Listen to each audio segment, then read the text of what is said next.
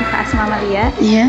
Saya dari mahasiswa pertukaran dari Jawa Barat. Iya. Kuliahnya di Unsam. Gitu ya.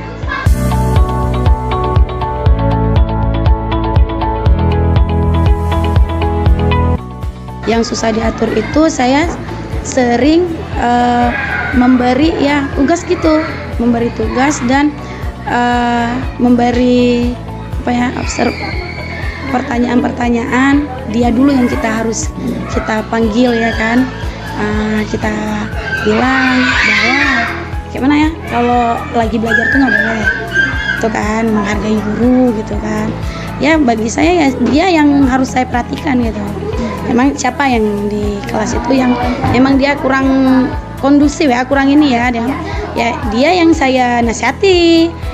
Saya beri pertanyaan, dia yang saya ajukan pertanyaan untuk mengurangi kendala yang dia buat keributan. Misalnya dia yang nggak bisa gitu, jadi anak yang nggak bisa pun bisa jadi membuat gaduh gitu kan, karena dia nggak mengerti. Jadi ya kita kasih pertanyaan aja, apa pertanyaan, apa yang ini dia yang harus kita perhatikan dari itu.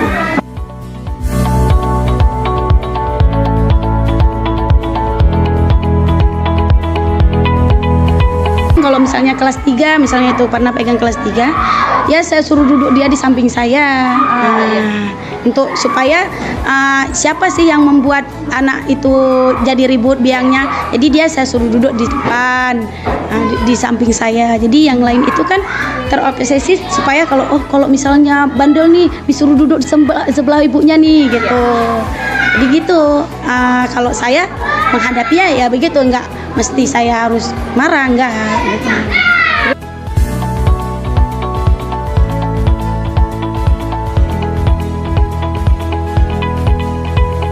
Menurut saya, kalau harapan saya nih untuk ibu-ibu ini, kita seorang guru ini pendidik, jadi harus sabar menghadapi anak, walaupun anak SD beda dengan anak SMP.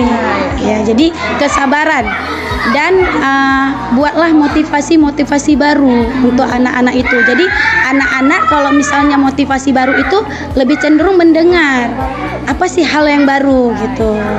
Jadi lebih giat lagi lah kalian untuk mencari hal-hal yang baru itu. Dan saya mohon juga kalau misalnya udah jadi guru, buat anak itu seperti anak kita.